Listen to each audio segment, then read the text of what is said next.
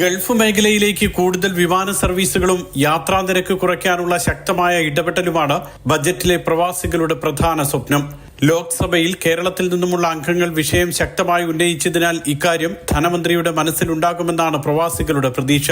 Season എന്ന പേരിലുള്ള വിമാനയാത്രാ നിരക്കിലെ പകൽക്കൊള്ള അവസാനിപ്പിക്കണമെന്ന് കാലങ്ങളായി പ്രവാസികൾ മുറവിളി ഉയർത്തുന്നുണ്ട്.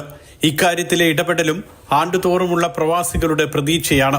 നികുതി നടപടികളിലെ ലളിതവൽക്കരണമാണ് മറ്റൊരാവശ്യം. ഇന്ത്യയിൽ നിന്നും ലഭിക്കുന്ന വരുമാനത്തിന് പ്രവാസികൾ നികുതി നൽകേണ്ടതുണ്ട്. വാടക വരുമാനം, ബാങ്കിൽ നിന്നുമുള്ള പലിശ എന്നിവയെല്ലാം ഇതിൽ ഉൾപ്പെടും.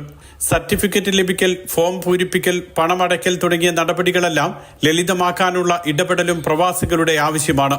നികുതി ഇളവിനു വേണ്ടി പ്രവാസികൾ നൽകേണ്ട ടാക്സ് റെസിഡൻസി സർട്ടിഫിക്കറ്റ് കുറഞ്ഞ വരുമാനക്കാരായ പ്രവാസികൾ പോലും നൽകേണ്ടതുണ്ട്. ഇതിന് സ്ലാബ് നിർണ്ണയിക്കണം. മാത്രമല്ല, ഫോം 10F ഓൺലൈനായി സമർപ്പിക്കാനും ഈ വെരിഫിക്കേഷൻ നടപടികൾ ലളിതമാക്കുകയും വേണം.